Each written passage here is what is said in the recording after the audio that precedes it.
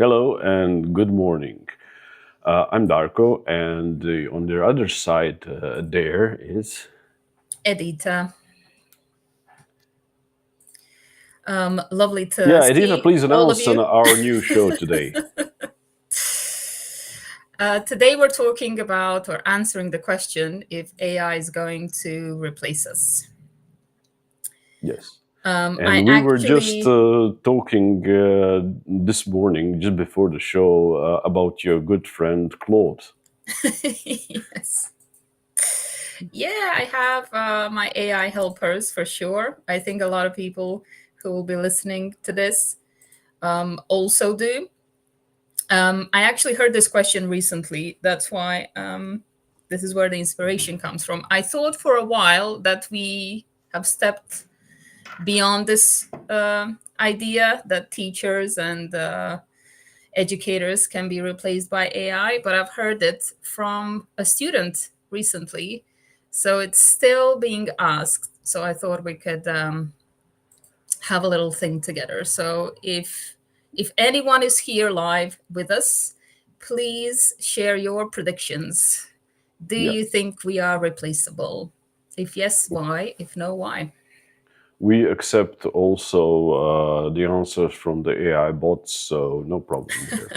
Yes. Um, and while we're there, one of the things that AI, at least for now, cannot replace is this human connection between people. Is this human? What do you think? Will this be also the problem in the future that AI wouldn't be able to overcome this hurdle? That they become more human, or will they replace us completely, especially in those professions that require human interaction? I don't think so. Generally speaking, at least. I think that there will be more and more situations where, unfortunately, due to staff shortages for professions such as psychology, where people will go to AI because they don't really have another choice, which means that some things will become more accessible in a way, some sort of feedback, somebody, Okay. something to talk to. AI is not judgmental, right? So if we are afraid of telling another person something, AI can come in handy. So there are some situations where AI could replace a specific person. But at the Hmm. end of the day, I think we all crave connection. I think there's something very specific about human interactions that includes mistakes, imperfections, a level of empathy that AI can emulate, but we know that there's not at least I hope, will continue taking into consideration that there is no beating heart there. And I think that's not replaceable. What are your thoughts on this? Uh, well, I'd say it's really interesting theory. Perhaps it's really also in practice viewable that some professions have quite a strong fear factor, let's say that way. Like psychologists, so you're afraid to tell some of your deepest secrets to other people, however they are professional in it. So it's easier for you to talk to some inhuman machine, whatever. But similarly, in my profession as a photographer, people tend to move away from photography because they don't want this personal touch there, and they want to have a complete control, which could be also possible with the AI. It's possible with the selfie cameras on mobile phones, at least for now. And what is similar to my profession, photography, in at least regarding the fear. Also, dentists. People don't like to go to the dentist because they fear it's going to hurt. So maybe AI will be more compassionate in fixing their teeth. I don't know. That's an How is interesting how idea. I don't. I haven't I heard want that one, I have to anesthesia. say. Okay, no problem. There it is. You have a shot now. There's no arguing. No problem. How do Um, you feel in regarding the teaching English, especially? How do you see it? Because will people need to teach languages for the first?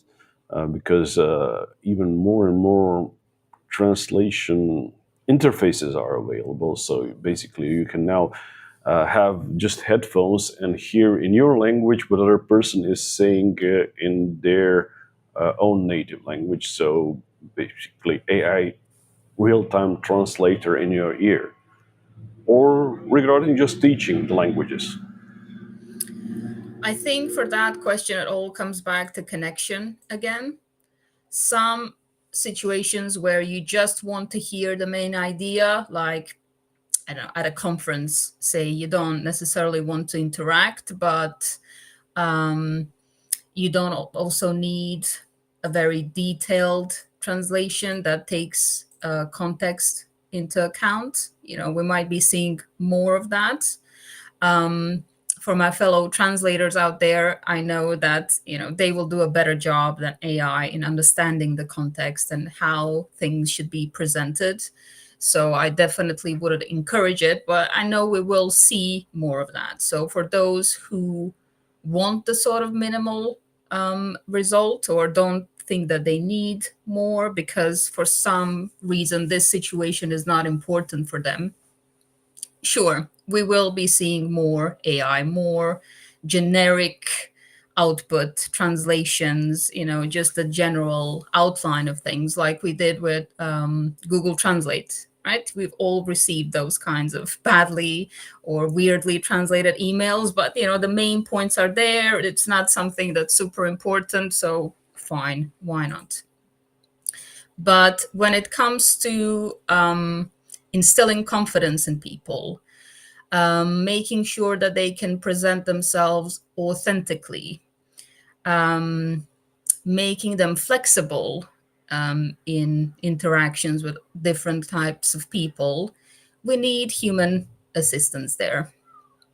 And actually, going back to that example that you gave about dentists, we already have these robotic tools that can do super specific, detailed things, fewer mistakes than people. But my best experience with a dentist was probably something comparable to your portrait photography experience, because I got a pre questionnaire. I got really good customer service when I got into the office, somebody to make me feel less afraid.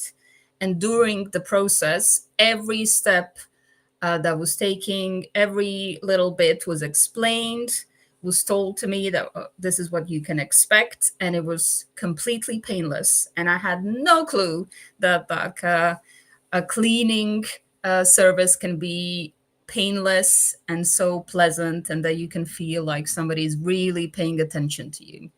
And that was a premium service, and it was a human one, and that was the key. And I think that's the same for teaching, and probably for photography and videography as well. What do you think? Uh, yeah, it could be like this. Like you said, it might be premium services that won't be replaced by it. Also, with translation, like say Google Translate is at best mediocre translation, but at least you have some idea what is going on in other language. So regarding this, so perhaps it's those lower level services and jobs that would be replaced, and in some of other professions. I'd say there is much help regarding the AI tools. I'm not sure how it's in teaching and regarding the language, but for photography at least, there are quite a lot of tools that enable us to work faster. And it's not just in terms of generating images and different things that are on the editing side, which most people see in the last year or two. Uh, at least for last 5 or 6 years, there are some improvements also in the cameras, which enable you to track the subject's eye. So you have a much faster response when somebody is moving. So their eye is in focus, their face is in focus. So things like this, and there is much less errors when taking pictures like this. So it's quite of help, and maybe in some unexpected ways where you don't see it as okay, this is AI work, but it actually is. So not all AI is LLM generating text, translating text, or generating images, and so. So how is it with teaching? Yeah, I think we've been using AI for a while now. If we think about Google Maps, say that was a tool in our lessons sometimes, the street view and predictions about traffic, that AI was involved there as well. And we learned how to use it without this sort of panic that's arising around generative AI. Um, I am speaking from a perspective of an independent educator, and so are you. And I think we have a lot of freedom and space to test different things and, pick and choose what we think makes us more productive or what makes our lessons more interactive. I would like to mention that I think in a lot of educational systems, there's a bit of a pressure on educators right now to use AI, and there might be a steep learning curve for some of these I'm tools sorry, to use or not to use?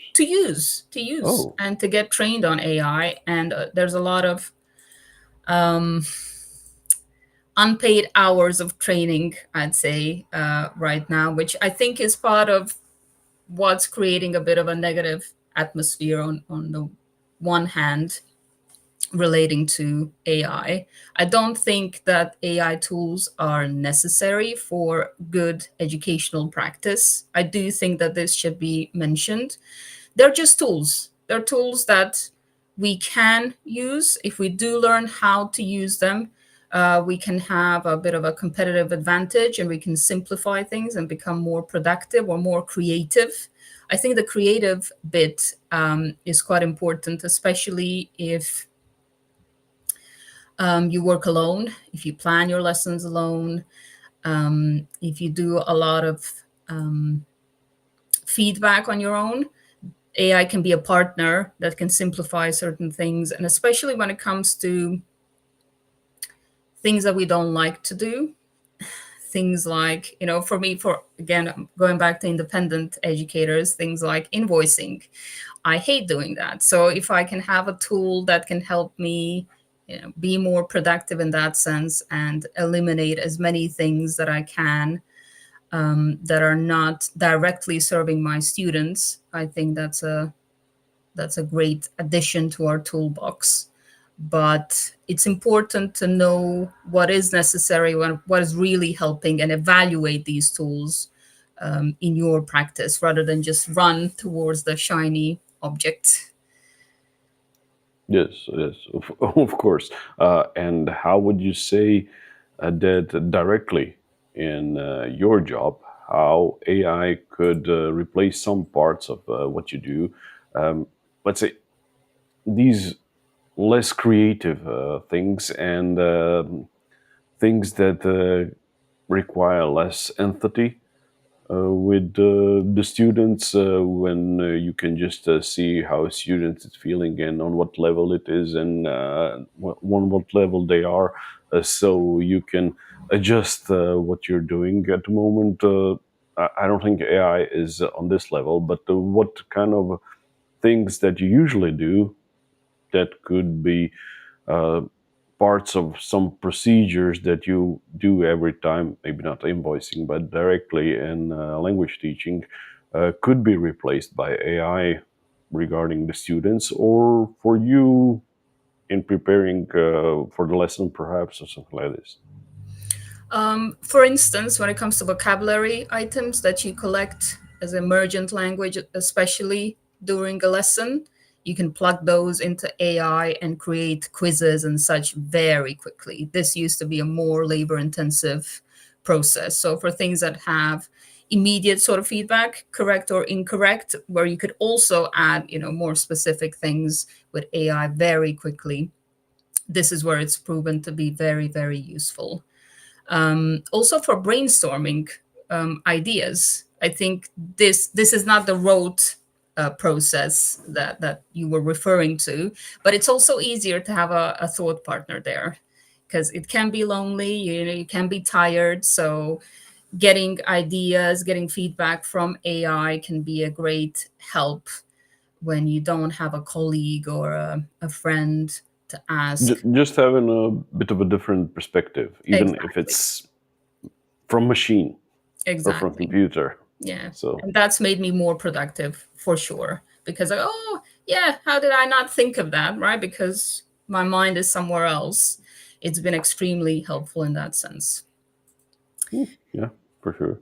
I want to say hi to Tihana and Rina. Thank you for Yeah. joining in this morning. Please chime in if you have some comments. This is a hot topic. And Yes, good morning. And I'm sure you're afraid of posting your question because AI bots are listening. So who knows what will be when they take over. Be polite to them. Always say please and thank you. So that's a good way for creating, I don't know, a good relationship with AI. for sure, I support that message.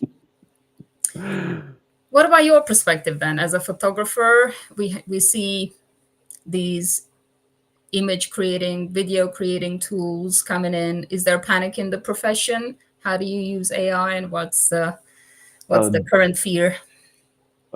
well, there is always a panic. I'm sure there is panic also in your profession among people. Oh, AI will replace us, and this when the image creation model started, and it was we won't need photography anymore. So I'd say there is always some kind of fear, at least. But from what we're seeing at the moment, some jobs could be replaced or even have been replaced, like stock photography. So, photography of objects or people that are undefined, that you don't know who they are, and in some specific situations that you just imagine. So, it's replaceable now with AI, and you don't need to search for the right stock image. So it could be done with the AI. So this is what we see at the moment. Also with stock agencies who sold stock imagery, that they transferred now to generation of AI images, along with some higher end stock images. So where you have exclusivity of this stock image, so it cannot be used 100,000 of time. That only you purchase this stock image, and it's only you who can use it. So it's different, but we need to see how these tools and these new, at least possibilities, can be improved in our jobs. So I'd say at there is no need for the panic, just need to adjust to the new circumstances. I think that's a good summary of the situation. Rena chimed in with a comment. Totally agree. Manners are so important. Um, Yes. I assume that she is talking about this human connection, but please, Rena, No, no, correct. I think, yeah, human connection to the machines. So, yes, please, Claude, could you explain Ah, right. me Okay. this? Oh, thank you. You're so very kind. You're my best friend. That's the level I'm at right now. Okay, so Uh, does it improve the generation of the output, or do you see any difference regarding this? No, not No. really. There are some theories that it actually worsens it, Oh, that we should be a bit more direct. I've read a few things about that, but I have a strong resistance towards treating my besties in any rude way. So I can't. yeah. An interesting thing is how we already humanize them. So we talk with them just like they're human, even if you know that there is no human behind all this. Is just algorithms and computer programs who are just creating output from whatever you put them through and put prompt in. So yeah. It is. It is. I think we are changing already the way that we talk to AI. I think that, enough time has passed for people to try all kinds of different things. But yet, when you first, I think I was the most polite when I first start, or I am still most polite when I first start interacting with a new tool. It's as if I'm introducing myself to a new person, which uh, is you make a complete introduction, or just hello, because they already know all about you anyway, so you don't need to introduce yourself. it's only polite, Darko. Only polite. Only politeness. Okay. What is your approach? I also tend to say please and thank you. However, it is stupid. I don't know. Even when I talk with Siri, which is, at least for now, not AI generated bot, but some kind of a middle ground. And I usually walk the dogs, and I have earphones in my ears and cannot actually see what time it is. So I usually just say what time it is, and when Siri tells me how what the time is, I just say thank you, and it needs sometimes a couple of seconds to process this. I said, "Oh, no problem."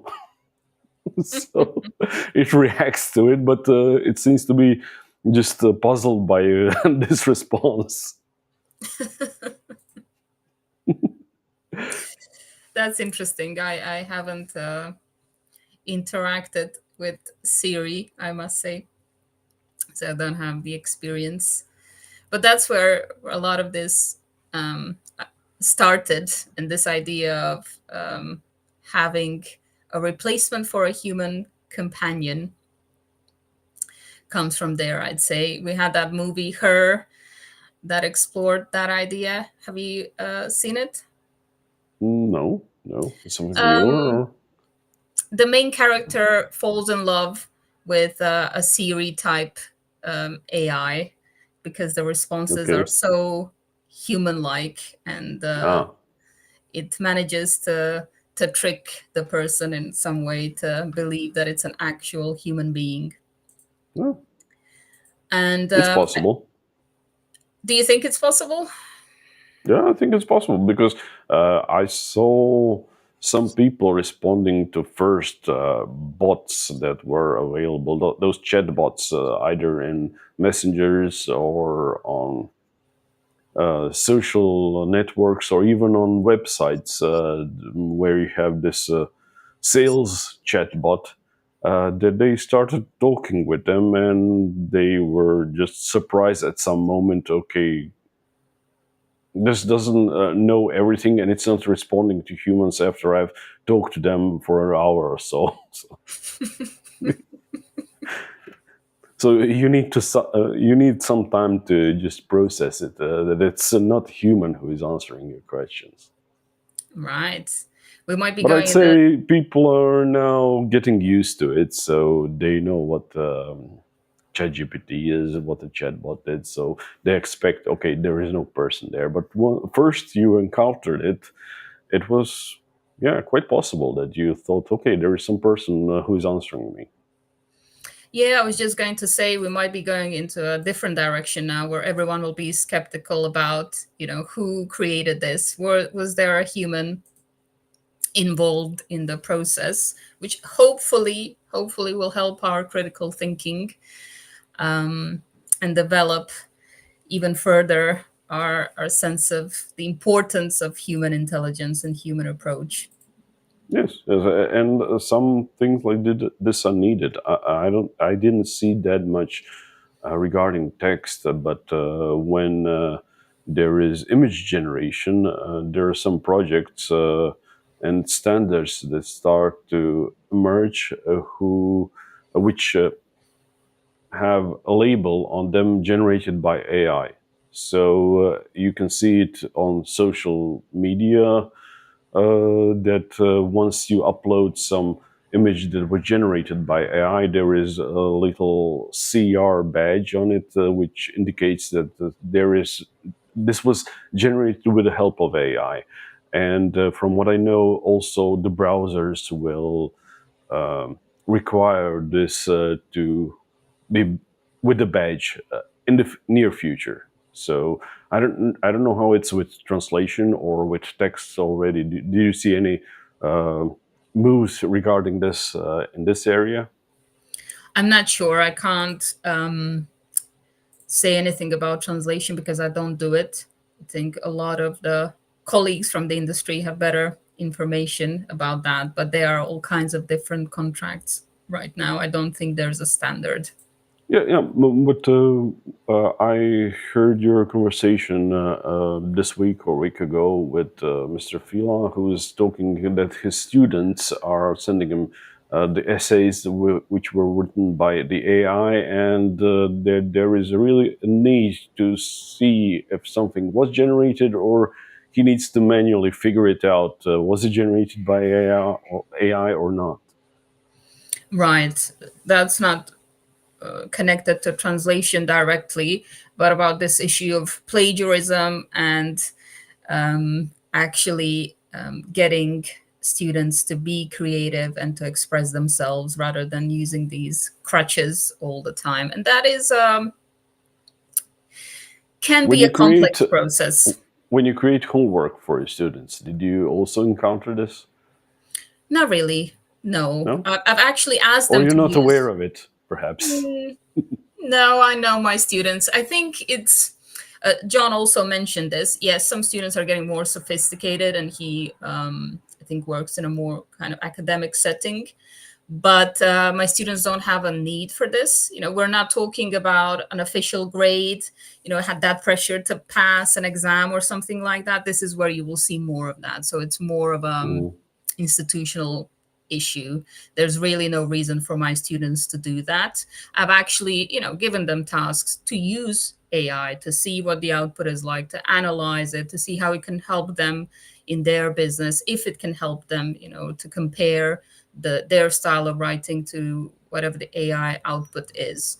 But I can't say that they were cheating, or that if they do use AI, they will disclose it and say, "Oh, I really didn't feel like writing this," and then we can use that as a starting point. But yeah, it's not an issue really for my work. Hmm, okay, yeah, that's interesting. Uh, what do you think? What skills will be needed once this AR thing start to bloom in full with teaching, and that the students start to embrace it completely? What additional skills will be needed by teachers to know how to use it, to learn something about it? Like you said, that there are tendencies uh, to have additional education by the Hmm. teachers to learn working with AI. Um, s- Skills for teachers specifically, I think teacher skills won't change that much. I think we still need a lot of empathy, critical thinking, active listening. When it comes to that, I think that the foundation of being a good teacher won't change. our approach might need to change. The way we talk to students about these issues needs to change.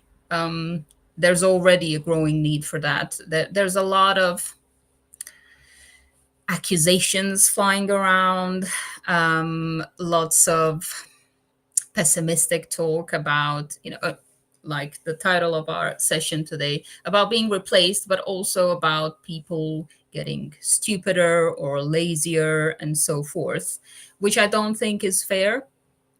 I think that, I understand this first impulse, but we do need to focus on mutual understanding and empathy. And that is a skill. That is a skill that we need to nurture. We need to understand where this need to take shortcuts is coming from, whether we're putting too much pressure on our students, whether there's some strange ideal that they've been sold of what their writing should be or what their performance should be, because this is where the issues are. It's not about the tool. Hmm. So I think that we need to connect even more. We need to talk about these things even more and find solutions together to tackle any new problems that will be arising. And yeah, I don't think there are new skills involved. I think we just need to focus on the human skills, on the human side of things, because this is what is not replaceable. So this is what we need to nurture in ourselves and our students. Yes, exactly. I'd say it's also with other services like for, well, I'm not saying teaching a service, but photography as a service, for example.